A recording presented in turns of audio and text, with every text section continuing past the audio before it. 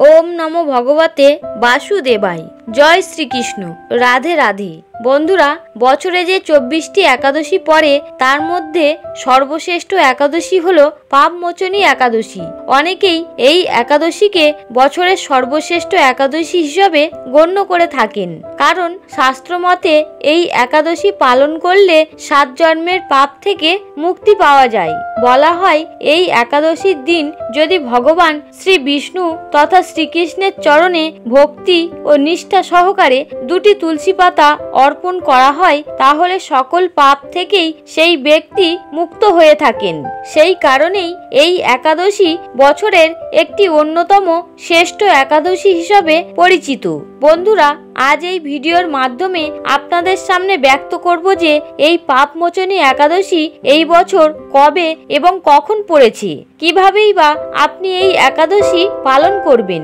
যদি কোনো কারণে আপনি এই একাদশী পালন করতে না পারেন তাহলে সেক্ষেত্রে এই দিন কোন কাজটি আমাদের প্রত্যেকেরই করা প্রয়োজন যাতে আমরা ভগবান শ্রী বিষ্ণুর কৃপা পেতে সক্ষম হতে পারি। সর্বোপরি এই পাপমোচনী একাদশীর মাহাত্ম্য কি, এই সমস্ত কিছু বিষয় নিয়ে এই ভিডিওতে আপনাদের সাথে বিস্তারিত আলোচনা করব।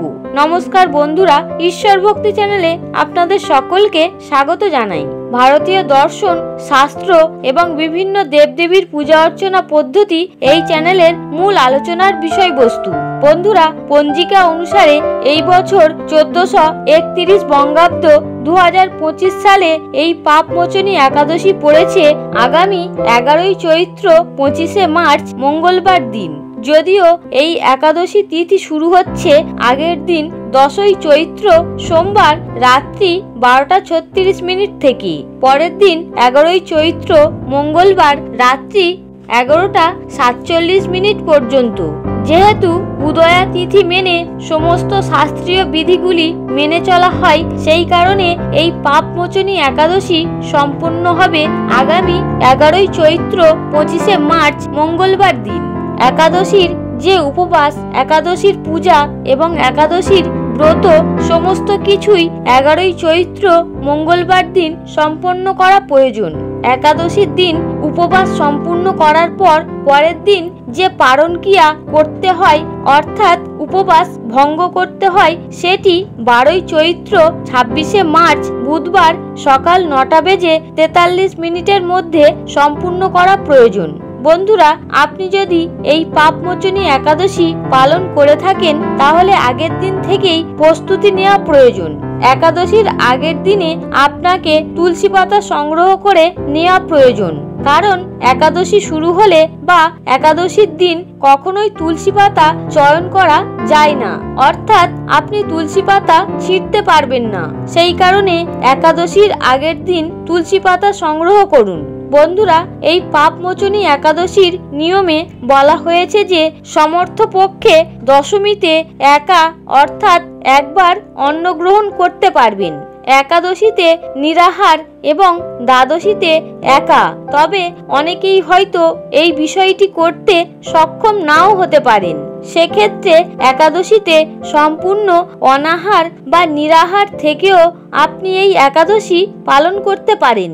এমনকি শাস্ত্রমতে একাদশীতে কেবলমাত্র পঞ্চ রবি শস্য বর্জন করে ফলমূলাদি এই সমস্ত অনুকল্প গ্রহণ করেও আপনি এই একাদশী পালন করতে সক্ষম হতে পারেন। পঞ্চ রবি শস্য বলতে আপনারা নিশ্চয়ই জানেন যে ধান জাতীয়, গম জাতীয়, যব বা ভুট্টা জাতীয়, ডাল জাতীয় এবং তৈল জাতীয় খাবার এই দিন বর্জন করতে হয়। যারা একাদশীর পালন করছেন তারা একাদশীর সময়কালে বা একাদশীর দিন কখনোই শরীরে প্রসাধনী ব্যবহার করবেন না, অর্থাৎ তেল, সাবান, শ্যাম্পু এই সমস্ত সামগ্রী একাদশীর দিন ব্যবহার করতে নেই এবং কোনো প্রকার ক্ষৌরকর্ম অর্থাৎ চুল কাটা, দাড়ি, নখ ইত্যাদি কাটা একাদশীর দিন নিষিদ্ধ।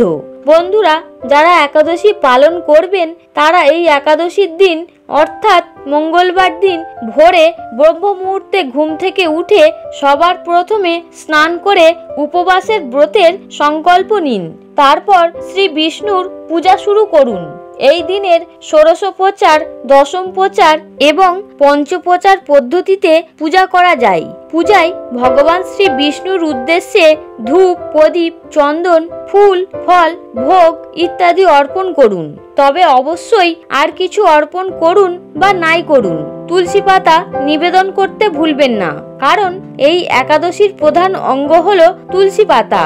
বলা হয় যে কোনো ব্যক্তি যদি এই একাদশীর দিন একাদশীর ব্রত পালন করতে নাও যদি পারেন, কেবলমাত্র সাত্বিক আহার গ্রহণ করে ভগবান শ্রী বিষ্ণুর উদ্দেশ্যে 2টি তুলসী পাতা নিবেদন করতে পারেন এবং একাদশীর ব্রত কথাটি শ্রবণ করেন, তাহলেও এই একাদশীর ব্রতের পূর্ণ ফল অনেকাংশে লাভ করা যায়। তাই বন্ধুরা, এই পাপমোচনী একাদশীর দিন আপনি একাদশীর ব্রত পালন করুন বা নাই করুন, অবশ্যই শ্রী বিষ্ণুর উদ্দেশ্যে 2টি তুলসী পাতা নিবেদন করতে ভুলবেন না।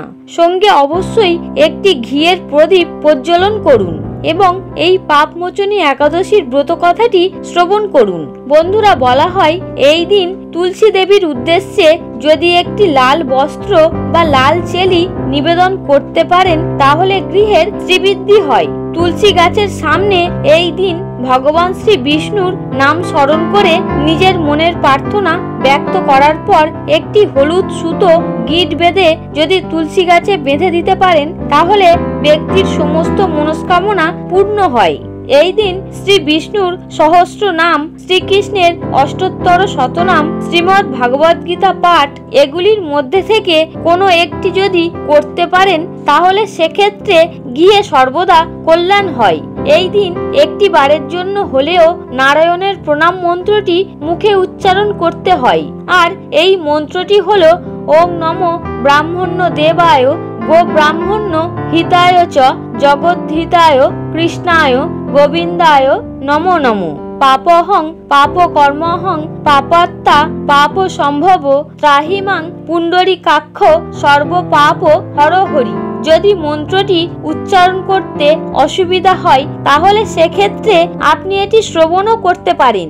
তবে শ্রী বিষ্ণুর উদ্দেশ্যে এই ছোট্ট মন্ত্রটি এই দিন 108 বার পারলে অবশ্যই উচ্চারণ করুন। আর এই মন্ত্রটি হলো ওম নমো ভগবতে বাসুদেবায়। বন্ধুরা, এই পাপমোচনী একাদশীর দিন আপনি ব্রত পালন করুন বা নাই করুন, অবশ্যই এর ব্রত কথা শ্রবণ করা প্রয়োজন। এই পাপমোচনী একাদশীর ব্রত মাহাত্ম্য কথায় বলা হয়েছে যে চৈত্র নামে এক সুন্দর বনে বিখ্যাত ঋষি চব্বন এবং তার পুত্র মেধাবী বসবাস করতেন।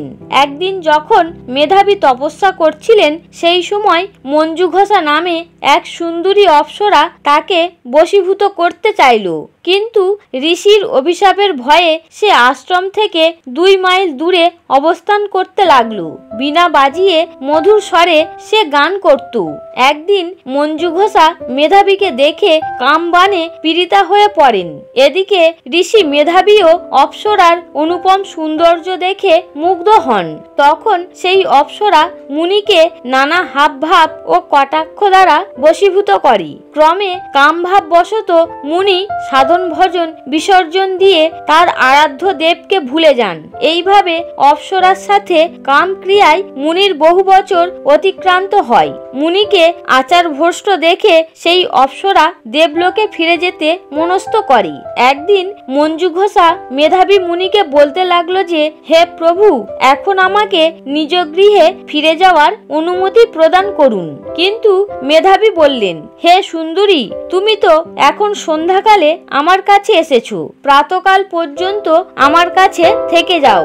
মুনির কথা শুনে অভিশাপের ভয়ে সেই অপ্সরা আরো কয়েক বছর তার সাথে বাস করল। এইভাবে বহু বছর অতিবাহিত হলো। দীর্ঘকাল অপ্সরা সহবাসে থাকলেও মেধাবীর কাছে তা অর্ধরাত্রি বলে মনে হলো। মঞ্জু ঘোষা পুনরায় নিজ স্থানে গমনের প্রার্থনা জানালে মুনি বললেন, এখন প্রাতকাল, যতক্ষণ পর্যন্ত আমি সন্ধ্যা বন্দনা না সমাপ্ত করি ততক্ষণ পর্যন্ত তুমি এখানে থাকো। মুনির কথা শুনে ঈষৎ হেসে মঞ্জু ঘোষা তাকে বলল, হে মুনিবর, আমার সহবাসে আপনার যে কত বৎসর অতিবাহিত হয়েছে তা একবার বিচার করে দেখুন। এই কথা শুনে মুনি স্থির হয়ে চিন্তা করে দেখলেন যে তার 56 বছর অতিবাহিত হয়ে গেছে। মুনি তখন মঞ্জু ঘোষার প্রতি ক্রোধ পরবশত হয়ে বললেন, হে পাপিষ্ঠ দুরাচারিণী, তপস্যার ক্ষয়কারিণী, তোমাকে ধিক, তুমি পিছাসী হও। মেধাবীর সাপে অপ্সরার শরীর বিরূপ প্রাপ্ত হল। তখন সে অবনত মস্তকে মুনির কাছে সাপ মোচনের উপায় জিজ্ঞাসা করল। মেধাবী বললেন, হে সুন্দরী, চৈত্র মাসে কৃষ্ণপক্ষিয়া পাপমোচনী একাদশী সর্বপাপ ক্ষয়কারিণী। সেই ব্রত পালনে তোমার এই পিশাচত্ব দূর হবে। অন্যদিকে পিতার আশ্রমে ফিরে গিয়ে মেধাবী বললেন, হে পিতা, এক অপ্সরার সঙ্গদোষে আমি মহা পাপ করেছি। এর প্রায়শ্চিত্ত কি তা কৃপা করে আমায় বলুন। উত্তরে চব্বন মুনিও বললেন, চৈত্র মাসে কৃষ্ণপক্ষিয়া পাপমোচনী একাদশীর ব্রতের প্রভাবে তোমার পাপ দূর হবে। পিতার উপদেশ শুনে মেধাবী সেই ব্রত ভক্তি ভরে পালন করল। তার সমস্ত পাপ দূর হলো। পুনরায় তিনি তপস্যার ফল লাভ করলেন। মঞ্জু ঘোষাও ওই ব্রত পালনের ফলে পিশাচত্ব থেকে মুক্ত হয়ে দিব্য দেহে স্বর্গে গমন করলেন।